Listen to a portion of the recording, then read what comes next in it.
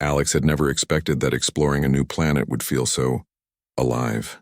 Planet Virelia stretched endlessly under a greenish sky, dotted with swirling clouds that shimmered faintly with colors he had no names for. His boots sank slightly into the soft moss covering the ground, and the air smelled faintly sweet like a forest in early spring, but with a sharp tang he couldn't place. Every step he took revealed something new. Giant flowers that glowed faintly in the dim light, insects that flickered with colors as if they were tiny stars, and trees whose roots twisted into floating platforms, defying gravity. He had been sent with a small human exploration team, tasked with studying the planet's flora and fauna, but somehow Alex had wandered off. Curiosity had a way of doing that. And now, as he crouched behind a towering crystal formation, he realized he wasn't alone. At first he thought it was a mirage. A figure moved gracefully between the trees, tall, elegant, and luminous, her skin shimmering faintly like polished gemstones. Her eyes were large and deep, reflecting light like twin pools of liquid silver. She moved without a sound, yet her presence made the air feel heavy, almost alive. Alex's breath caught in his throat. "Hello?" he called softly, hoping she would understand. The figure froze, tilting her head, and then slowly approached. Her gaze fell on him, and Alex felt, rather than heard, a sudden wave of curiosity emanating from her. It was not human curiosity.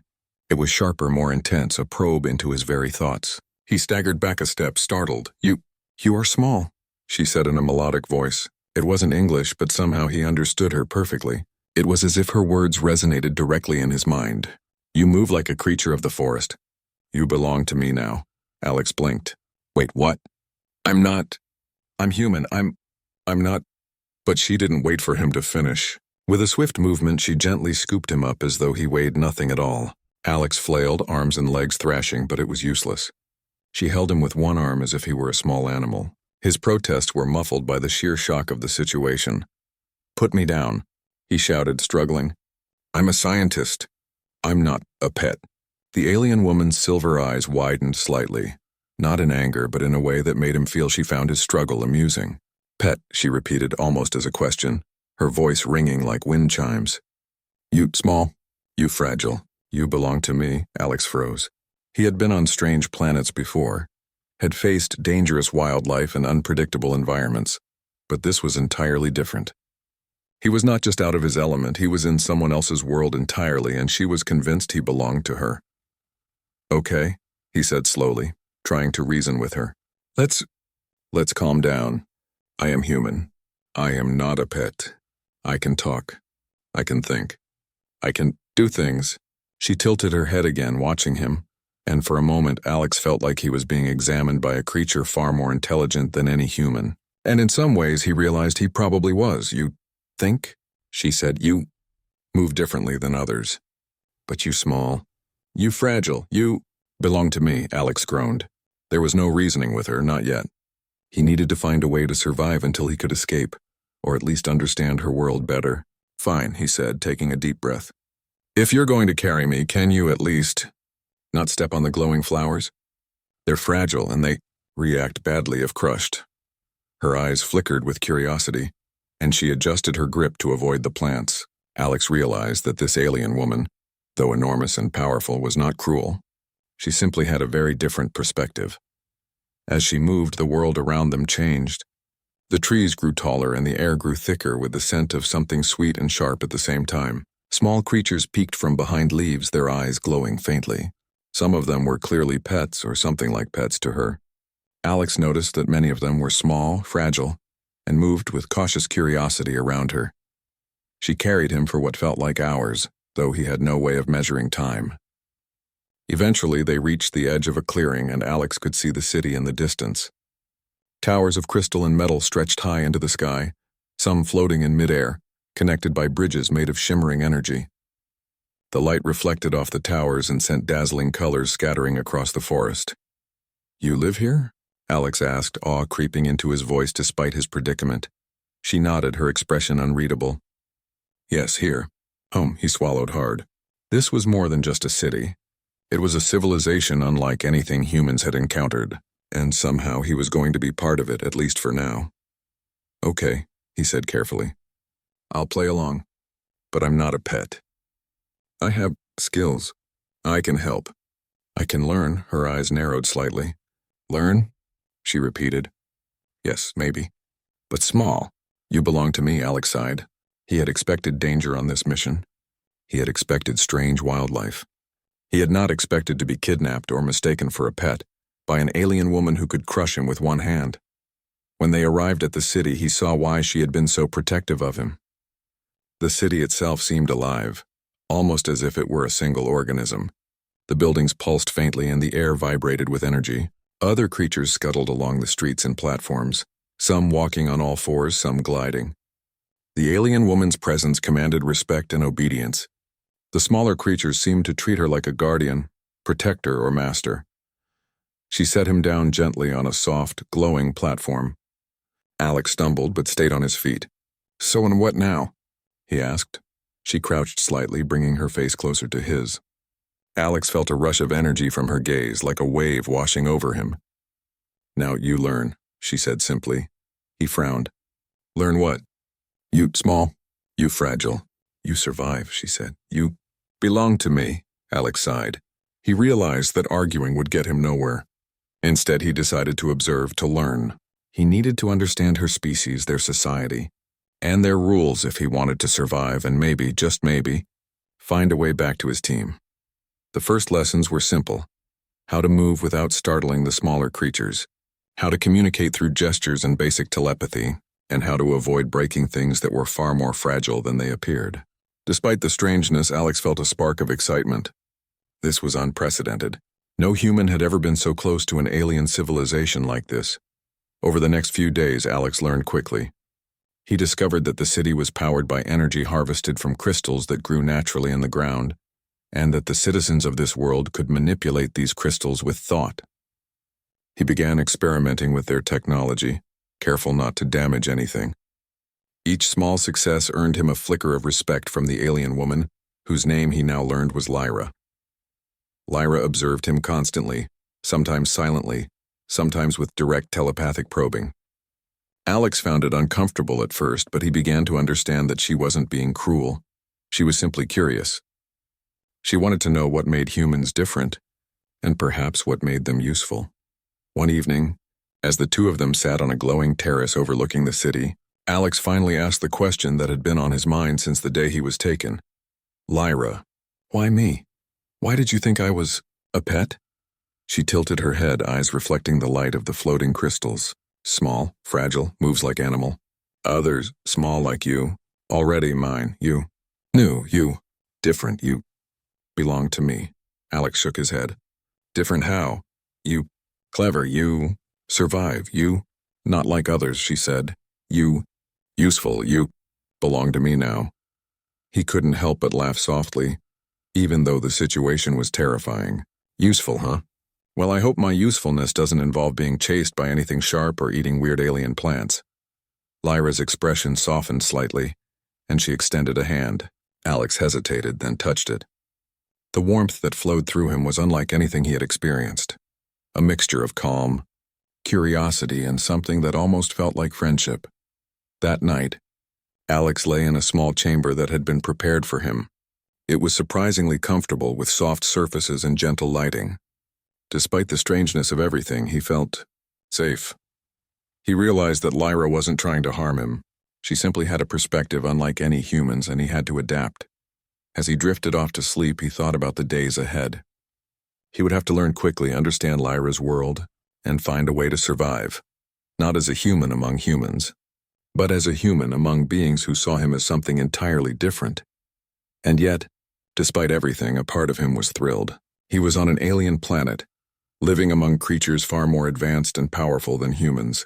He was small, fragile, and mistaken for a pet, but perhaps in this new world being different was a kind of strength. He closed his eyes, feeling Lyra's presence nearby.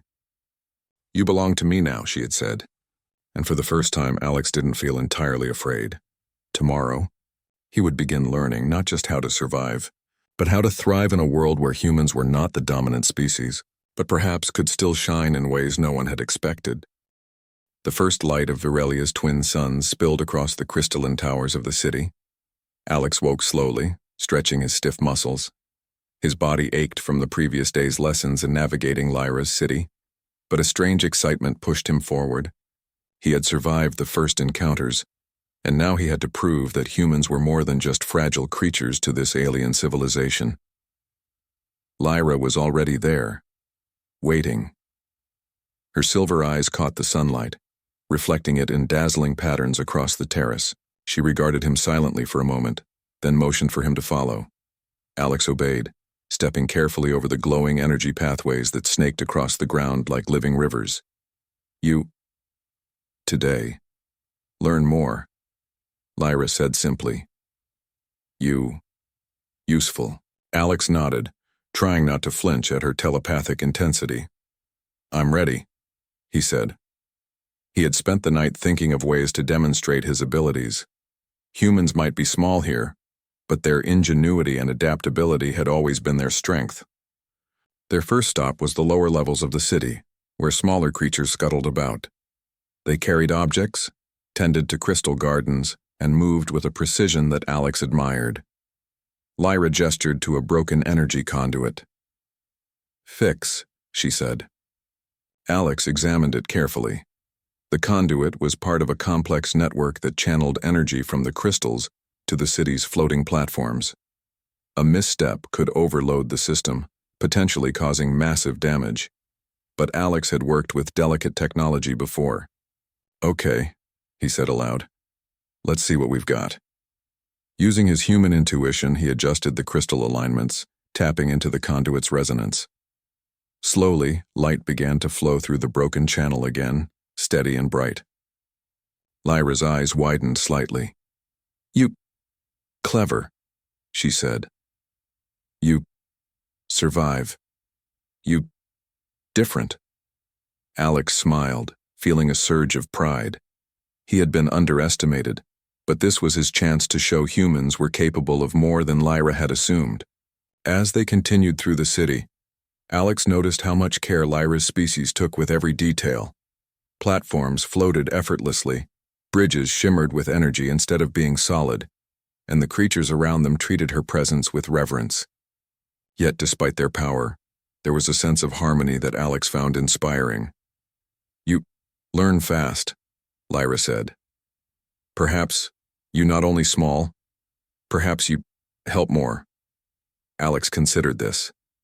If he could help, truly help, he might earn more than respect. He could become a valued member of this alien world. I want to help, he said sincerely. Tell me what needs fixing, tell me what's dangerous, I'll do my best. Lyra tilted her head, an expression that Alex was slowly learning meant approval. Danger comes, she said simply. You ready? Before Alex could answer, the ground beneath them trembled. A low, resonant hum filled the air. From the distance, a shadow moved over the city, a massive creature, unlike anything Alex had seen. Its body was covered in jagged, crystal armor, and its eyes glowed with a threatening red light. Smaller creatures scattered in panic. Lyra stepped forward, her presence commanding calm among the citizens. Alex, stay close. Watch. Learn. Alex's heart raced. This was his first real test. He had observed, he had learned, but now he had to act. The creature's steps caused the ground to shake, dislodging energy crystals and threatening to damage the city's delicate structures. Alex quickly assessed the situation. The creature seemed drawn to the energy sources, possibly perceiving them as a threat or a food source. He needed to distract it, to protect the city while Lyra directed her species' defenses. He ran toward one of the smaller energy bridges, using it to maneuver between the creature and the city's core. Drawing on his knowledge of physics and human ingenuity, he tapped the crystal's energy in a specific rhythm, creating pulses that drew the creature's attention. The massive beast paused, confused, then followed the pulses, giving Lyra and her people the chance to reinforce the city's defenses. Lyra glanced at him, and Alex felt the weight of her approval wash over him. Clever. You survive. Useful. The creature eventually retreated, driven away by coordinated energy pulses and the alien species' interventions. The city had been saved, and Alex had proven that humans, though small, could be invaluable when they combined intellect, courage, and quick thinking. After the danger passed, the citizens began to return to their routines. Lyra turned to Alex, her expression softer now. You. Not pet. You. Friend. You. Help. You. Belong. Alex felt a warmth he had never known. He had come to this world by accident, mistaken for a fragile creature, and yet he had shown that humans could adapt, think, and contribute in ways no one had expected. Over the next days, Alex continued learning. He explored the city, experimented with crystal energy, and even began communicating with other members of Lyra's species using basic telepathic impressions. Each success strengthened the bond between him and Lyra, who, despite her initial assumptions, began to treat him with genuine respect. One afternoon, they stood on a high platform overlooking a waterfall of floating crystals. Lyra's gaze was distant, thoughtful. Alex, you. Different. You. Not like others. Humans. Strong. Clever. Survive. Alex smiled. I'm glad you finally understand. It's been an adventure. She tilted her head, a small smile forming on her lips. Adventure. Yes. You belong here, but not like small ones. You equal. Alex felt a sense of accomplishment he had never experienced. On this alien world, among beings far stronger and more advanced than humans, he had carved a place for himself, not as a fragile, mistaken pet, but as a respected ally and friend. Later, as they walked through the city, Alex saw creatures tending to the crystal gardens, repairing floating platforms, and communicating in ways humans could barely comprehend. He realized that despite the differences, there was one universal. Truth, intelligence, courage, and adaptability were recognized and respected across species. Lyra paused at a terrace overlooking the city, turning to him. You belong to me. Yes, she said, teasing lightly, but now, as friend, not as pet. Alex laughed, the sound echoing across the crystalline towers. I can live with that, he said. Besides, it's a lot better than being chased by giant creatures or stepped on by floating bridges. Lyra tilted her head again, her expression almost human in its amusement. You, clever, funny, survive. Perhaps, humans, valuable. Alex looked at her, feeling a bond that went beyond fear, misunderstanding, or survival. In this strange, luminous city, on a planet unlike any he had imagined, humans had shown what they could do.